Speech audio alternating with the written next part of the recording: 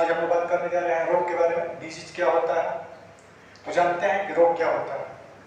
जब हम लोग का शरीर या शरीर का कोई भाग काम करने में असमर्थता दिखाने लगे या काम करने में असमर्थ हो जाए तो उस अवस्था को हम रोग बोलते हैं, यानी डिजीज बोलते हैं। अब हम लोग का शरीर में जो होता है वो दो प्रकार के रोग हो सकता है।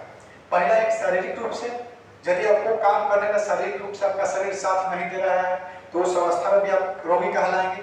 यदि आप मानसिक रूप से हरासमेंट हो गए हैं या मानसिक रूप से आप काम करने के लिए थक चुके हैं तो उस अवस्था को भी आप रोग कहेंगे। मिला जुला कर हम ये कह सकते हैं कि शरीर या शरीर का कोई भाग काम करने में असमर्थता जाहिर करने लगे तो उस अवस्था को हम लोग बोलते हैं रोग। कोई दिक्कत? अब हम लोग कैसे जानेंगे कि कोई व्यक्ति रोगी है या नहीं है, यानी किस लक्षण के आधार पर कौन कौन से लक्षण देखेंगे कि हम लोग को पता चलेगा कि कोई व्यक्ति बीमार है या नहीं है। तो जानते हैं, यदि कोई व्यक्ति को भूख कम लगने लगती हो तो उस व्यक्ति को समझिए कि बीमारी उसके अंदर हो सकता है। दूसरा है, व्यक्ति को कम नींद लगने लगे या व्यक्ति को अधिक नींद लगने लगे तो ये भी एक बहुत बड़ा लक्षण है बीमार होने का। उसके बाद शरीर में किसी प्रकार की दर्द उत्पन्न होने लगे या आपके शरीर में अपच होने लगे तो ये भी एक बीमारी का लक्षण है। साथ ही साथ आपके मल मूत्र त्यागने में या मल मूत्र त्यागने के पैटर्न में असमानता दिखाई देने लगे तो उस स्थिति में आप समझ सकते हैं कि व्यक्ति बीमार है। उसके बाद हम लोग यदि व्यक्ति का समय के अनुसार वजन नहीं बढ़ता हो, समय के अनुसार वजन ज्यादा बढ़ जाता हो, समय के अनुसार उसका हाइट नहीं बढ़ पाता हो या समय के अनुसार उसके ऊंचाइयों में व्यवधान उत्पन्न होता हो, ये भी एक बीमार होने का बहुत बड़ा लक्षण है। उसके बाद यदि कोई व्यक्ति के शरीर के जैविक चीज जिसको हम वाइटल साइन बोलते हैं, वाइटल साइन का मतलब क्या आता है?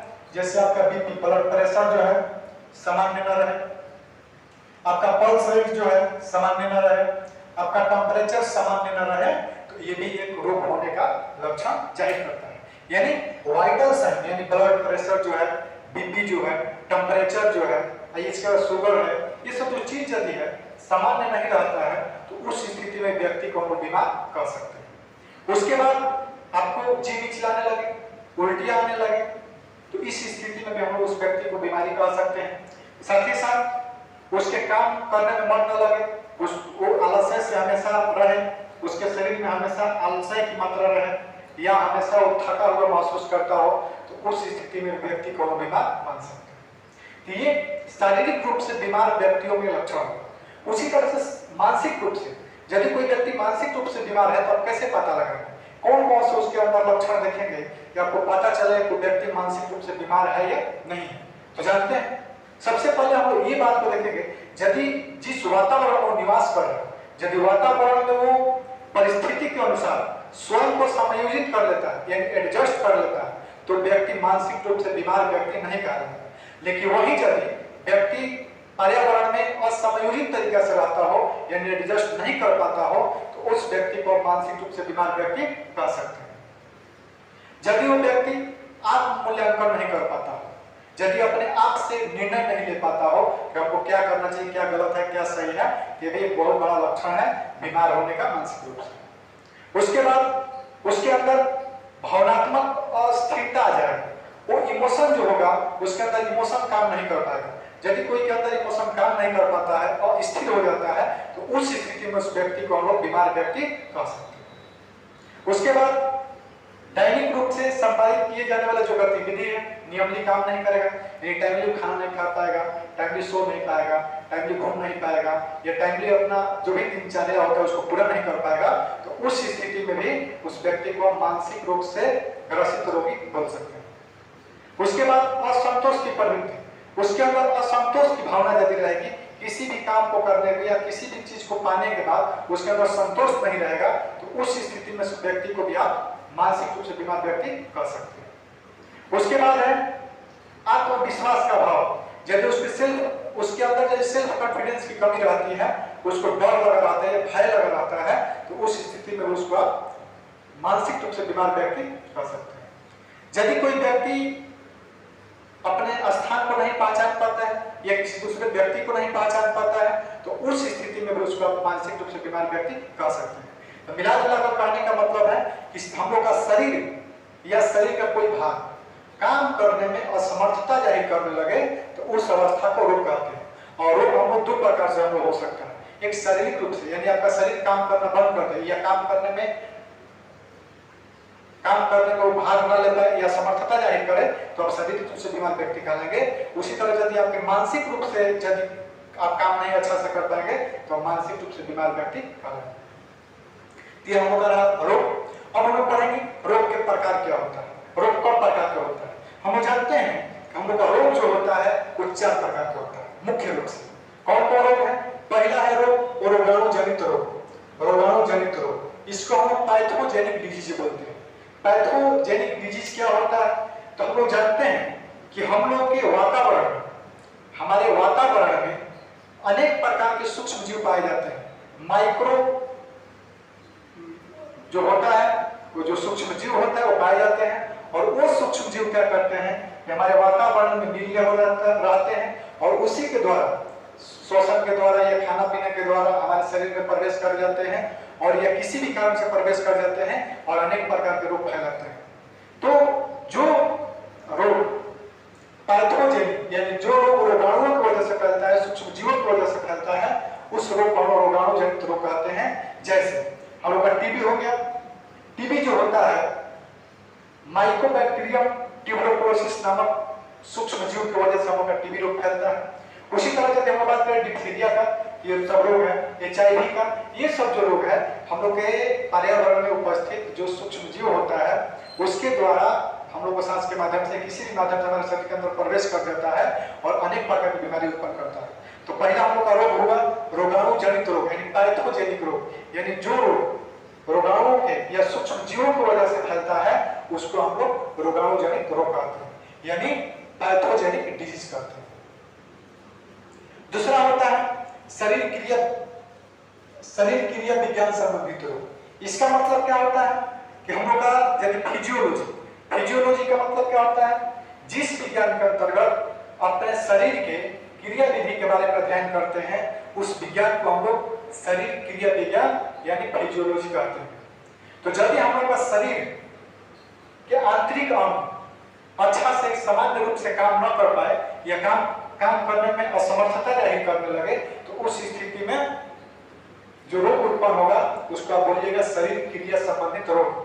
जैसे हम लोग के शरीर में हम जानते हैं कि हमारे शरीर में यूरिक एसिड है, उसके बाद क्रिएटिनाइन है, ये सब जो चीज है ये हमेशा हम लोग के शरीर में निकलता रहता है।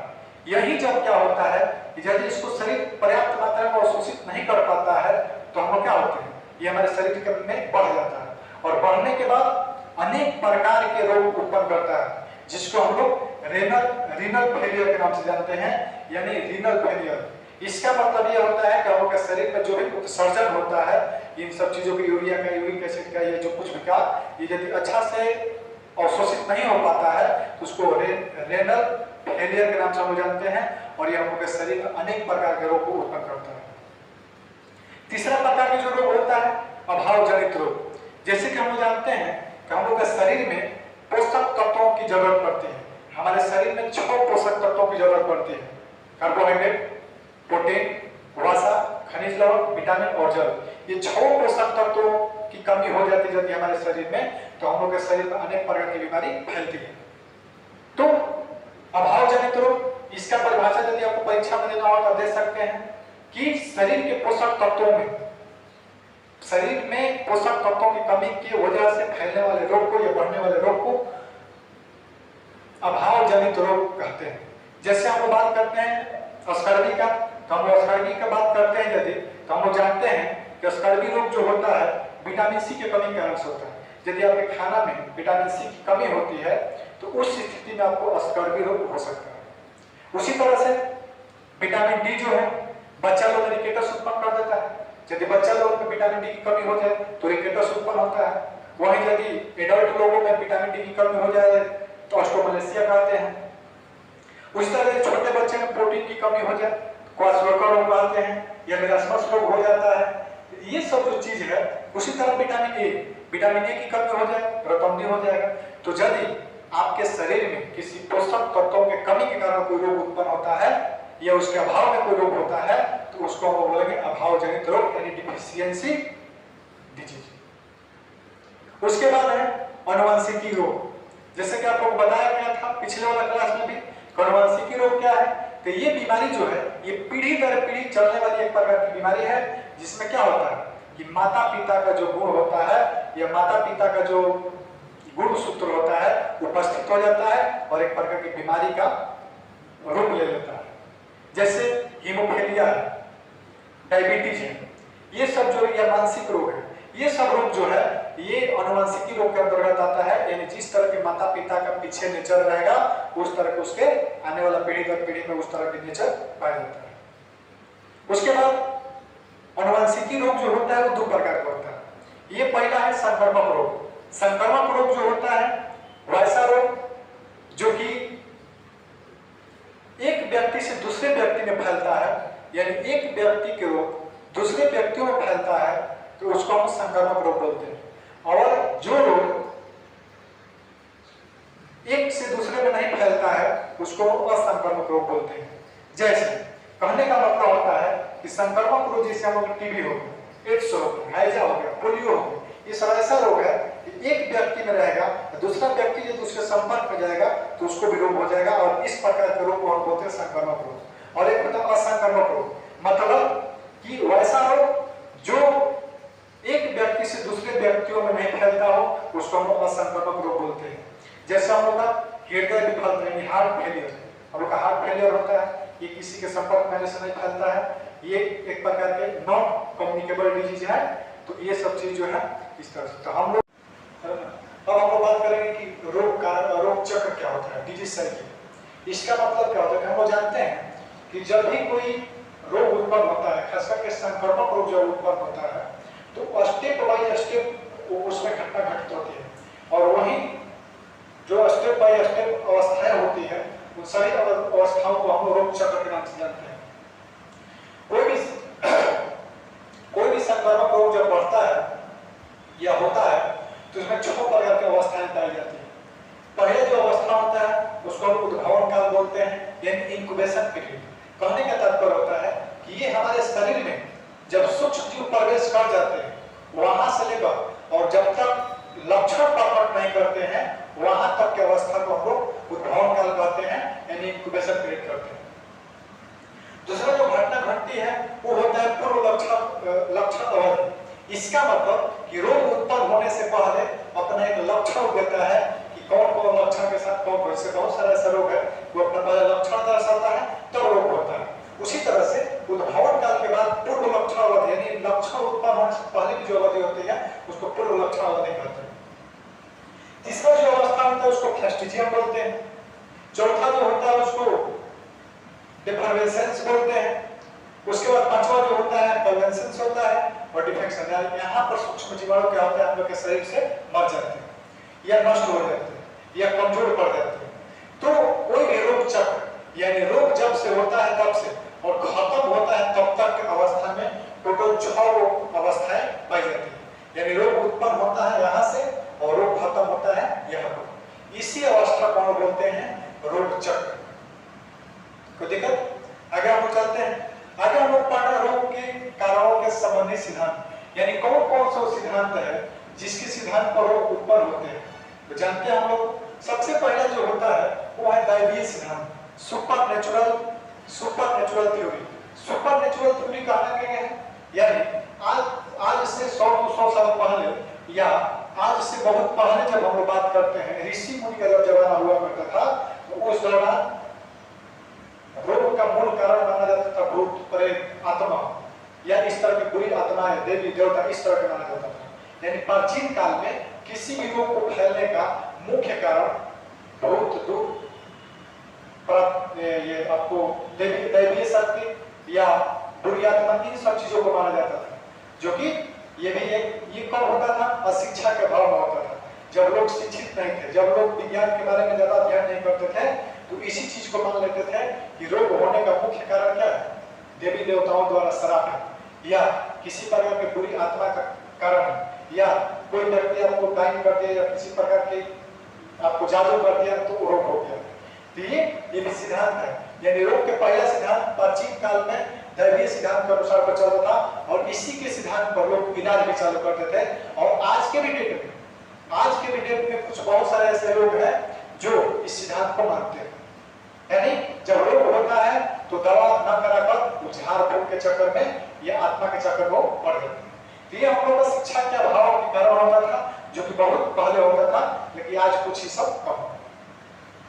दूसरा जो सिद्धांत होता है वो होता है इमेजेटिक सिद्धांत। इमेजेटिक सिद्धांत क्या होता है? देखिए, इमेजेटिक का मतलब होता है प्रदूषण, पॉल्यूशन। कहने का तात्पर्य होता है कि 19वीं शताब्दी में जब 19वीं शताब्दी से पहले, क्योंकि हम जानते हैं कि 19वीं शताब्दी में हम लोग का ये रोगाणु सिद्धांत आया था, और 19वीं शताब्दी से पहले जब खोज होता था तो उसमें माना जाता था कि किसी भी प्रकार के रोग फैलने का मुख्य कारण जो है वो है पॉल्यूशन, यानी हवा प्रदूषण। यानी इस प्रकार के वैज्ञानिकों का मानना ये था कि किसी प्रकार का जो रोग फैलता है तो उसका मुख्य कारण है हवा। यानी यदि दूषित हवा हम लोग लेते हैं, उसको सांस के माध्यम से लेते हैं और वो हमारे शरीर में जाकर अनेक प्रकार की बीमारी को फैलाता है। ये कब होता था? 19वीं शताब्दी से पहले। यानी 19वीं शताब्दी से पहले जो वैज्ञानिक काम करते थे वो लोगों का कहना ये था कि नहीं, स्वास्थ्य को बिगड़ने के लिए मुख्य कारण क्या है? केवल है इमेजिएटिक। इसका मतलब केवल पॉल्यूशन, मतलब प्रदूषण, यानी प्रदूषण के द्वारा हम लोग का बीमारी फैलता है। लेकिन जब 19वीं शताब्दी जब शुरुआत हुआ तो 19वीं शताब्दी में लुईस पास्चर वैज्ञानिक के द्वारा एक सिद्ध किया गया था, और उस सिद्ध में रोग का रोगाणु सिद्धांत इन्होंने सिद्ध किया था। यानी ये इनका कहना क्या था? 19वीं शताब्दी में जब इन्होंने खोज किया तब जाके इनको कहना ये था कि नहीं, किसी भी प्रकार का रोग फैलने का मुख्य कारण सूक्ष्म जीव है। यानी इनका कहना ये था कि किसी भी प्रकार, जैसे हम जानते हैं कि हम लोग को लुईस पास्चर जो है ये एक प्रकार के वैज्ञानिक हैं और ये बैक्टीरियोलॉजिस्ट हैं, यानी बैक्टीरिया के बारे में इन्होंने खोज करते थे। और ये रहने वाले जो है वो फ्रांस के रहने वाले हैं, जिनका नाम होगा लुईस पास्चर। लुईस पास्चर ने क्या बताया? इन्होंने कहा कि नहीं, आप लोग दोनों आदमी झूठ बोल रहे हैं। रोग फैलाने का मुख्य कारण क्या है? सूक्ष्म जीव है, यानी सूक्ष्म जीवाणुओं की वजह से ही रोग फैलता है। ये हमारे शरीर में किसी भी माध्यम से प्रवेश कर देते हैं और प्रवेश करने के बाद हम लोग के शरीर में बीमारी को फैला देते हैं। इनका ये कहना था। उसके बाद चौथा नंबर एपिडेमियोलॉजी टाइप सिद्धांत आया। इसमें क्या कहा गया? इस प्रकार के जो वैज्ञानिक रहते थे उनका कहना था कि नहीं, रोग को फैलाने के लिए 3 कारक जिम्मेवार है। पहला कारक ये है कि जीवाणु, दूसरा कारक ये है कि भीड़ भाड़, तीसरा कारक ये है कि आपके शरीर की प्रतिरोधक क्षमता का कम हो। यानी एपिडेमियोलॉजिकल ट्राइड सिद्धांत जब आया तो इस प्रकार के वैज्ञानिकों का नाम था कि कोई भी रोग फैलता है उसमें सूक्ष्म जीवों का भी हाथ रहता है, साथ ही साथ उसके साथ साथ वो पर्यावरण का भी दोष रहता है, और उसके बाद रोग जो हुआ है उसमें प्रतिरोधक क्षमता का भी हाथ रहता है। यानी आपके शरीर में एक प्रतिरोधक क्षमता कम रहेगा, इम्यूनिटी पावर कमजोर रहेगा, तभी आपको रोग हो सकता है। यदि आपके शरीर में दूषित हवा प्रवेश कर जाए तभी आपको बीमार पड़ना पड़ेगा। यदि आपके शरीर में किसी प्रकार के सूक्ष्म जीव प्रवेश कर दे तभी आपको बीमारी होगी। तो इनका कहना था, एपिडेमियोलॉजिकल ट्राइड सिद्धांत क्या कहता है कि बीमारी फैलाने के लिए 3 चीज जरूरी है। तीनों कारक मिलकर बीमारी फैलाते हैं, सूक्ष्म जीव भी, पर्यावरण भी, और आपके शरीर का प्रतिरोधक क्षमता। उसके बाद जब बहुकारकीय सिद्धांत जब आया, मल्टीफैक्टरल थ्योरी जब आया, तो इनका कहना क्या था कि नहीं, रोग को फैलाने के लिए सभी कारक जिम्मेदार हैं। यानी सभी सिद्धांत जो है, सभी सिद्धांत सही है और अपने अपने जगह पर इन्होंने सब काम करते हैं। यानी कि रोग को फैलने के लिए कोई एक कारक जिम्मेदार नहीं है, रोग को फैलने के लिए सभी कारक जिम्मेदार हैं, इसलिए सभी का सिद्धांत ठीक है। ये कब बताया गया? ये हम लोग का मल्टीफैक्टरल यानी बहुकारकीय सिद्धांत जब लागू हुआ था तभी माना गया था। इनका कहना था कि नहीं, भीड़ भाड़ से भी हम लोग को बीमारी फैलता है, सूक्ष्म जीव के वजह से बीमारी फैलता है, बुरी आत्मा के वजह से बीमारी फैलता है, यानी किसी भी कारक से बीमारी फैल सकता है। यानी बीमारी फैलने का कोई एक कारण नहीं हो सकता। बीमारी फैलने के लिए सभी कारण जरूरी है, सभी कारणों से बीमारी फैलता है। तो ये हम लोग पढ़े, तो हम लोग जाने कि रोग क्या होता है। तो रोग किसे कहते हैं? जब हम लोग के शरीर का एक अंग या अनेक अंग काम करना बंद कर दे या समर्थता नहीं करने लगे तो उस अवस्था को रोग कहते हैं। रोग कितने प्रकार का होता है आपको पता है? रोग का चक्र क्या है? तो रोग टोटल 6 चक्र में संपादित होता है, यानी यहाँ से शुरू होता है और यहाँ पर अंत हो जाता है। और रोग के सिद्धांत क्या क्या है? तो रोग होने का सिद्धांत पहला है दैवीय शक्ति। इसका कहना यह है कि रोग को फैलाने के लिए देवी देवता, भूत प्रेत, आत्मा ये सब जिम्मेदार होते हैं। मिजेटिक सिद्धांत क्या कहता है? कहता है कि नहीं, इस रोग को फैलने के लिए केवल पॉल्यूशन जिम्मेदार है, यानी पॉल्यूशन की वजह से हम लोग बीमार पड़ते हैं। उसके बाद रोग के रोगाणु सिद्धांत क्या कहता है कि नहीं, रोग को फैलाने के लिए केवल सूक्ष्मजीव ही पर्याप्त है।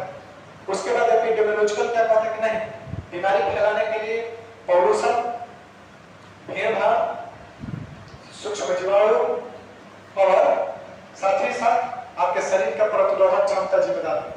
लेकिन जब लास्ट में बहुकारकीय सिद्धांत आया, इनका कहना यह था कि नहीं, रोग को फैलाने के लिए सभी कारक जिम्मेदार है। तो समझ गए होंगे। फिर हम लोग अगले वीडियो में मिलेंगे अगले टॉपिक के साथ। तब तक